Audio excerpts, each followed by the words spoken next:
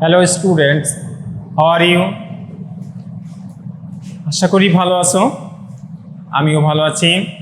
আসলে বর্তমান অবস্থা যেটা সেটা আমাদের ভালো থাকার কথা না।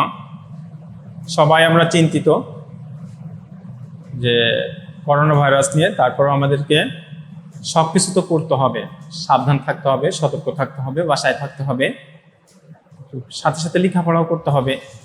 আসলে পৃথিবী তো আর থেমে থাকবে না, সব কিছু চালিয়ে নিতে হবে। ঠিক আছে, আমরা আজকে ট্রান্সফরমেশন আর একটা গুরুত্বপূর্ণ অংশ অ্যাসার্টিভ টু এক্সক্লেমেটরি শিখব। ইতিমধ্যে তোমরা ভয়েস শিখেছ, অ্যাসার্টিভ টু ইন্টারোগেটিভ শিখেছ, অ্যাসার্টিভ অ্যাফার্মেটিভ থেকে নেগেটিভ শিখেছ। আজকে আমরা কি শিখব? Assertive to exclamatory. সাধারণ বাক্যকে আমরা অ্যাসার্টিভ সেন্টেন্সকে কি করে আমরা এক্সক্লেমেটরিতে নিব, দু একটা কথার মাধ্যমে, স্ট্রাকচারের মাধ্যমে আমরা সেগুলো শিখে নেব। বেশি কঠিন না, একটু খেয়াল করলেই বুঝতে পারবা। আমরা প্রথমে লিখি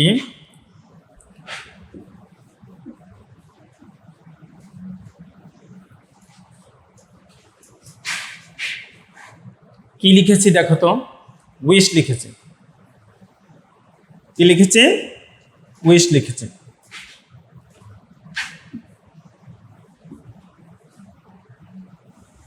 এটা কি লিখেছে? ইফ লিখেছি, ইফ। অথবা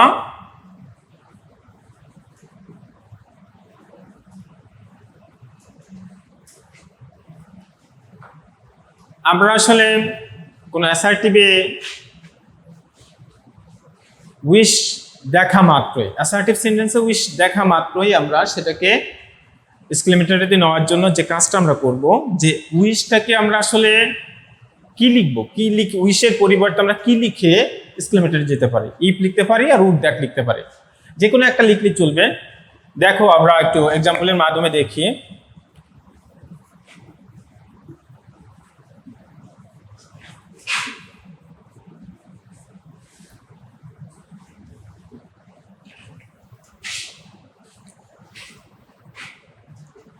কি লিখেছি? লিখেছি যে I wish I were you. দেখো একটু খেয়াল করলে বুঝতে পারবা। পরীক্ষার হলে তোমাকে এই প্রশ্নটা লিখে দেওয়া হলো, ব্র্যাকেটে সুন্দর করে লেখা থাকে মেক ইট এক্সক্লেমেটরি, কারণ এটা কিন্তু অ্যাসার্টিভে আছে। তো তুমি পরীক্ষার হলে কি করবা? উইশ দেখা মাত্রই ইফ দিয়েও শুরু করতে পারো, উড দ্যাট দিয়েও শুরু করতে পারো। তাহলে আমি এখন যদি ইফ লিখি,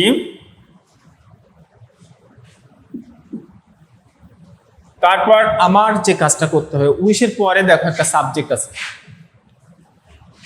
এই সাবজেক্ট থেকে বাক্যের সবটুকু লিখে দিলে হয়ে যাবে, সহজ। তার মানে আমি আই থেকে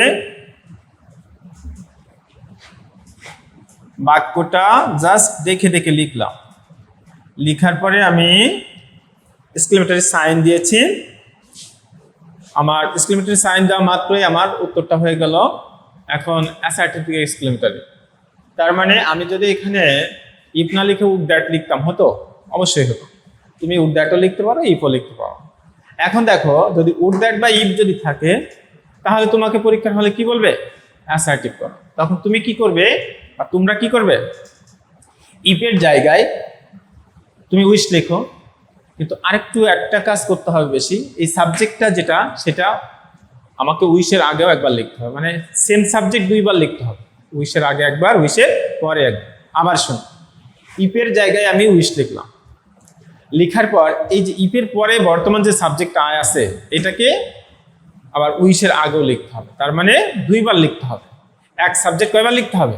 দুইবার লিখতে হবে। দুইবার লিখলে আমার হয়ে যাবে অ্যাসার্টিভ। আবার এখন অ্যাসার্টিভ থেকে যদি এক্সক্লেমেটরি আসতে চাই, তাহলে উইশের জায়গায় ইফ লিখে বা উড দ্যাট লিখে উইশের পরের থেকে যে সাবজেক্ট আছে সেখান থেকে শেষ পর্যন্ত লিখলে হয়ে যাবে এক্সক্লেমেটরি। তখন প্রথম সাবজেক্টটা আর উইশটা বাদ পড়ে যাবে। ঠিক আছে? বুঝতে পারছো না?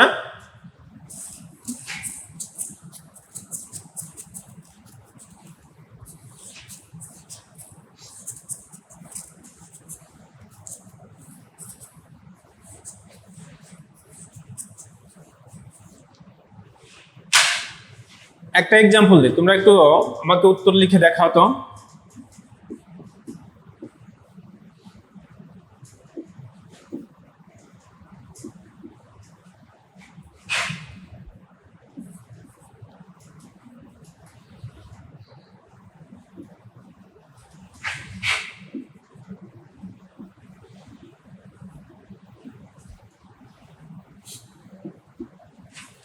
তোমরা এটাকে অ্যাসার্টিভে নিতে পারবে? চেষ্টা করো তো।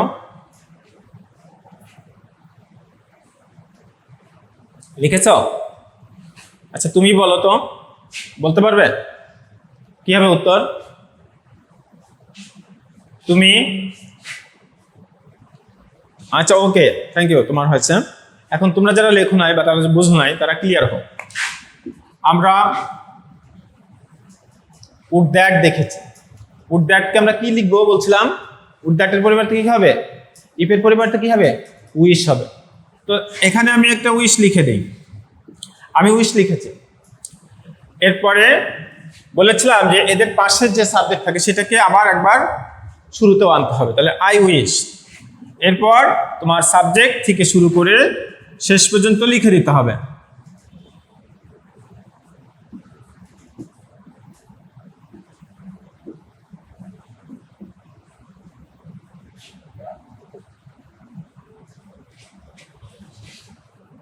দেখো উড দ্যাটের জায়গায় আমরা উইশ লিখেছি, এই সাবজেক্টটাকে আবার উইশের আগে নিয়েছি, তাহলে আই উইশ, তারপর এই সাবজেক্ট থেকে শুরু করে শেষ পর্যন্ত লিখেছি I could be a king.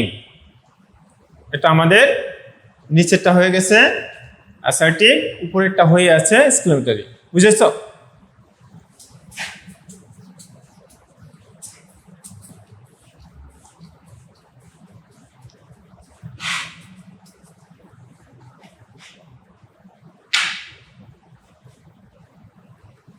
দেখো আমরা আরেকটা নিয়ম দেখব।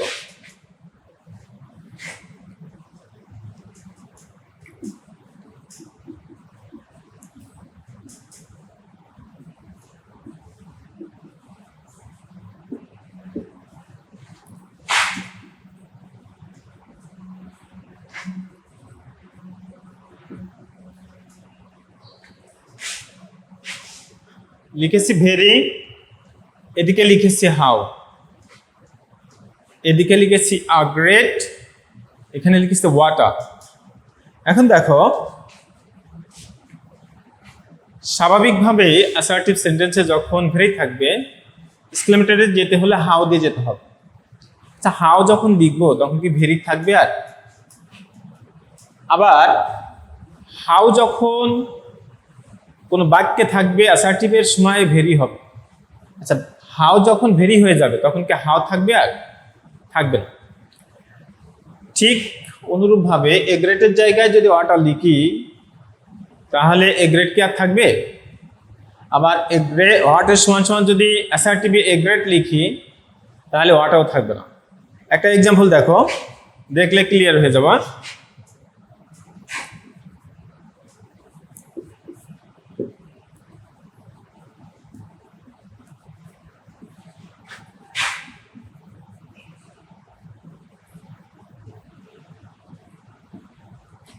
বলো তো আসলে এটা কোন সেন্টেন্স লিখেছি আমি?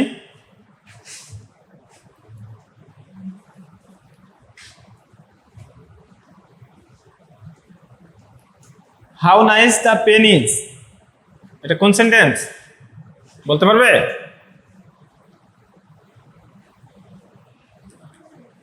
Exclamatory sentence. Good, thank you.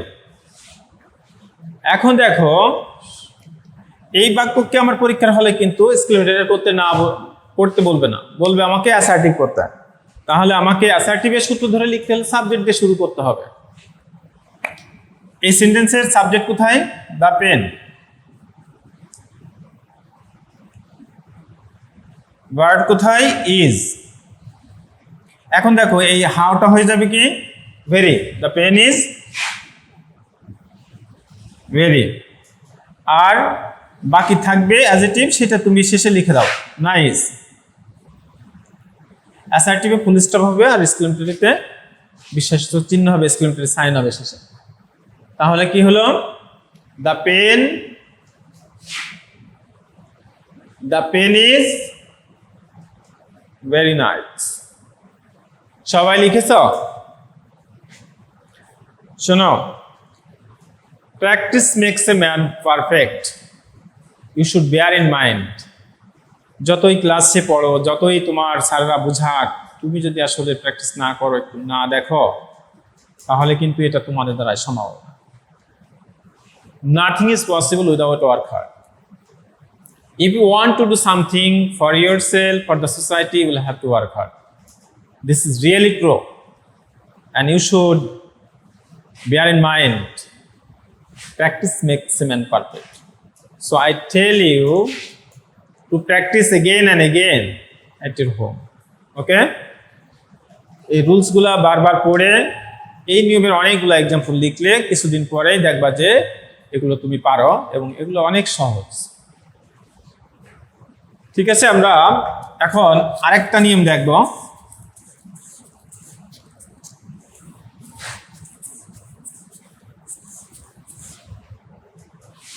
নাইমকে একটু দেখে নিয়ে আসো।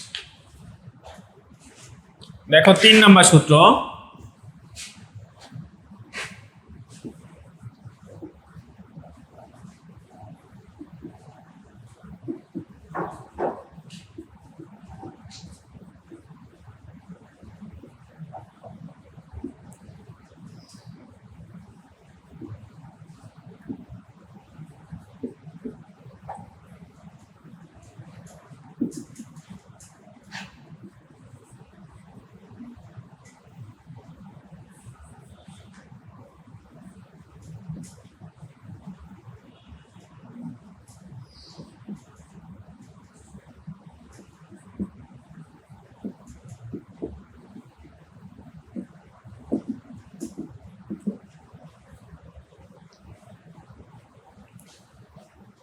একটু খেয়াল করো, আমি লিখেছি অ্যাসার্টিভের এদিকে লিখছি joy that, sorrow that, shame that. তাহলে আমাকে যদি কখনো কোনো সময় এর আগে একটা সাবজেক্ট ভার্ব থাকবে, ইট ইজ বা অন্য কিছু থাকবে, তো it is a matter of joy that, it is a matter of sorrow that, it is a matter of shame that, যদি কখনো কোনো সময় কোনো অ্যাসার্টিভ সেন্টেন্সে দেখা যায়, তাহলে তোমাকে পরীক্ষার হলে কিন্তু এক্সক্লেমেটরি করতে বলতে হবে। তোমাকে যখন এক্সক্লেমেটরি করতে হবে, তাহলে তোমাকে কি করতে হবে? এই প্রথম সাবজেক্ট থেকে দ্যাট পর্যন্ত কিন্তু তোমার উঠিয়ে দিতে হবে। আচ্ছা, আবারও বলি, it is a matter of joy that, it is a matter of sorrow that, it is a matter of shame that যুক্ত কোনো বাক্যকে যদি আমরা এক্সক্লেমেটরি করতে চাই, তাহলে ইট থেকে দ্যাট পর্যন্ত আমাদের উঠিয়ে দিতে হবে। আচ্ছা, উঠিয়ে দেওয়ার পর এক এক সময় এক একটা লিখতে হবে। দেখো, এই জয় that hurrah, sorrow that alas, shame that fie. আমরা যদি it is a matter of joy that দেখি, তাহলে আমরা ইট থেকে দ্যাট পর্যন্ত উঠিয়ে হুররা লিখে বাকি অংশ লিখলে আমাদের উত্তর হয়ে যাবে এক্সক্লেমেটরি। আবার it is a matter of sorrow that দেখলে এলাস লিখে এক্সক্লেমেটরি সাইন, তারপর বাকি অংশ লিখলে আমাদের এক্সক্লেমেটরি হয়ে যাবে। আর it is a matter of shame that যদি থাকে, তাহলে আমাদের শুরু থেকে দ্যাট পর্যন্ত উঠিয়ে ফাই লিখে এক্সক্লেমেটরি সাইন লিখে বাকি অংশ লিখলে হয়ে যাবে আমাদের এক্সক্লেমেটরি। ঠিক বিপরীতভাবে তুমি বিপরীত চিন্তা করো, হুররে থাকলে হুররের পরিবর্তে it is a matter of joy that, তখন হুররে উঠে যাবে, হয়ে যাবে অ্যাসার্টিভ। এলাস থাকলে এলাসের পরিবর্তে it is a matter of sorrow that, আর বাকি অংশ লিখে দিলে এলাস বাদে হয়ে যাবে অ্যাসার্টিভ। ফাই বাদ দেওয়ার পর ইট is a matter of shame that লিখে বাকি অংশ লিখলে উত্তর হয়ে যাবে অ্যাসার্টিভ। একটা এক্সাম্পল দেখলে ক্লিয়ার হয়ে যাবে। দেখো,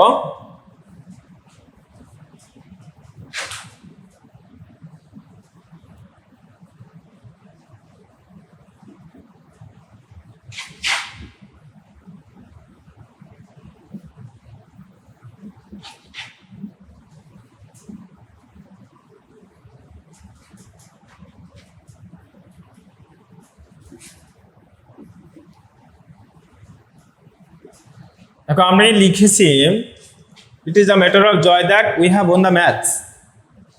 একটু খেয়াল করো, এর থেকে শুরু করে দ্যাট পর্যন্ত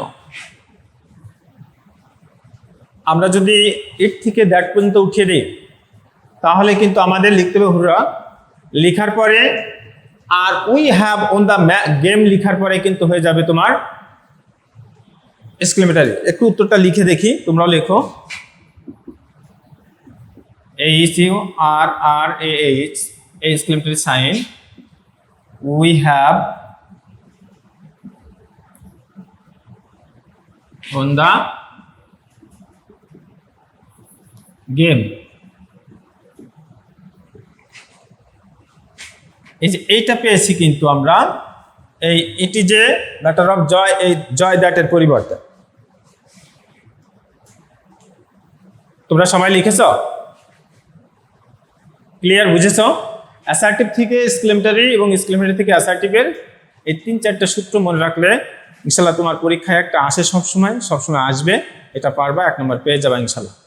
আর পরিশেষে যেটা বলতে চাই, আমরা সবাই সতর্ক থাকবো, নিজেরা নিরাপদে থাকবো, পরিবারকে নিরাপদে রাখবো, দেশের মানুষকে নিরাপদে রাখবো। সেজন্য আমরা সবাই ঘরে থাকবো সবসময়। থ্যাংক ইউ, আবার দেখা হবে।